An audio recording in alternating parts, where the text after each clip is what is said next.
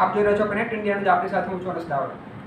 ગોધરા શહેરના ખાડી ફળિયા વિસ્તારમાં વરસાદી પાણીનો નિકાલ ન થતાં આ વિસ્તારની અનેક સોસાયટીઓની આજુબાજુ તળાવોની જેમ વરસાદી પાણીનો ભરાવો જોવા મળી રહ્યો છે। વરસાદી પાણી સાથે ગટરના પાણી ભરી જતા 5થી વધુ સોસાયટીના રહીશો પારાવાર ગંદકી અને મચ્છરોનો ઉપદ્રવનો સામનો કરી રહ્યા છે। સાથે રખડતા ભૂંડને લઈ રહીશો હાડમારીનો સામનો કરી રહ્યા છે। વરસાદી પાણીનો કોઈ જ નિકાલ ન થતાં હાલ કાર જેવી સ્થિતિમાં આ વિસ્તારના રહીશો જીવન વિતાવવા મજબૂર બન્યા છે। આ વિસ્તારમાં રોગચાળાએ માથું ઉચક્યું છે અને ઘરે ઘરે માંદગીના ખાટલા વચ્ચે 2 બાળકોના મોત થયા હોવાનું પણ સ્થાનિકો જણાવી રહ્યા છે। આ તરફ ખાડી ફળિયા વિસ્તારના લોકોની વિકટ સમસ્યાને લઈ કુંભકર્ણ નિદ્રામાં સરી પડેલા નગરપાલિકા સત્તાધીશો અને પાલિકા સભ્યોએ આ વિસ્તારની મુલાકાત લેવાની પણ જહેમત ઉઠાવી નથી। ત્યારે ગોધરા શહેરના નામી ઉદ્યોગપતિ હાદી ફિરદોસ કોઠી અને આ વિસ્તારના લોકોના દર્દ અને પીડાથી અચંબિત થયા હતા અને તાત્કાલિક અસરથી ગંદા પાણીના નિકાલ અને રખડતા ભૂંડને આ વિસ્તારમાંથી દૂર કરવા માટેના અસરકારક પ્રયાસો હાથ ધરવામાં આવ્યા હતા।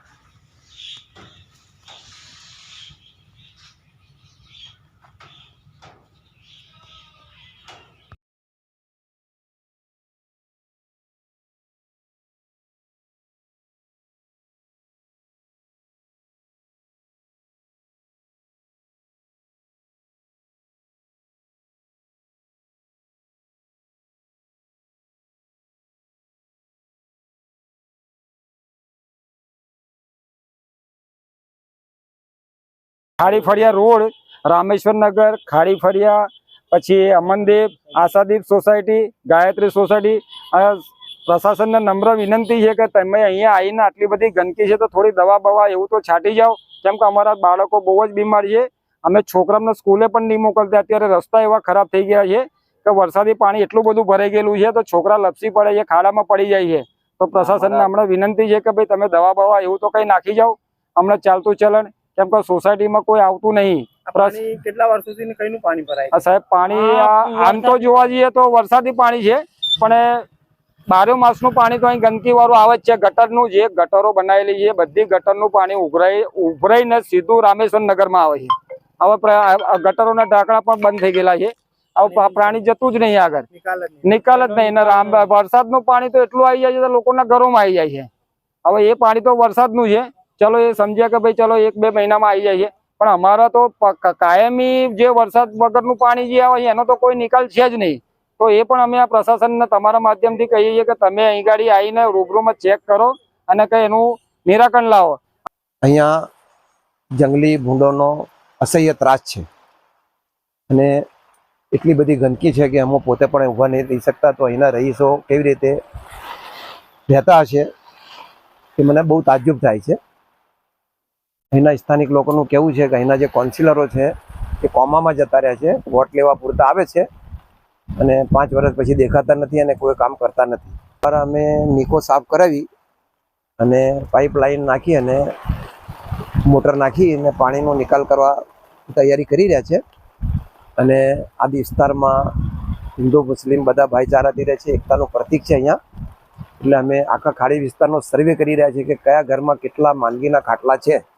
એ પ્રમાણે આવતીકાલે અમે ફરતું દવાખાનું મેડિકલની ટીમ લઈને અમે આવીશું અને આ ખાડી વિસ્તાર વહેલી તકે સંપૂર્ણ રોગમુક્ત થઈ જાય અને મરણ ના થાય એવી અમે પૂરી તકેદારી લઈએ છીએ અને અમે પ્રશાસનને અપીલ કરીએ છીએ કે અમારા કામમાં પ્રશાસન અમને સહકાર આપે, નગરપાલિકા બી આગળ આવે અને ત્યાં 4 કાઉન્સિલરોના વિરુદ્ધ અહીંયા જે માહોલ બનેલો છે તે લોકો બી આવીને માફી તાફી કરી અને આગળનું કામ કરે એવી મારી અપીલ છે।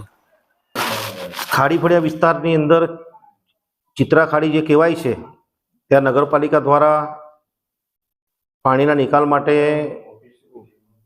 ડ્રેનેજ લાઈન નાખવામાં આવી છે। તે સેન્ટ આર્નોલ્ડથી લઈને બામૈયા ચોકડી સુધી એક મેઇન લાઈન નાખવામાં આવી છે, એને એટેચ કરી છે ચિત્રા ખાડીની।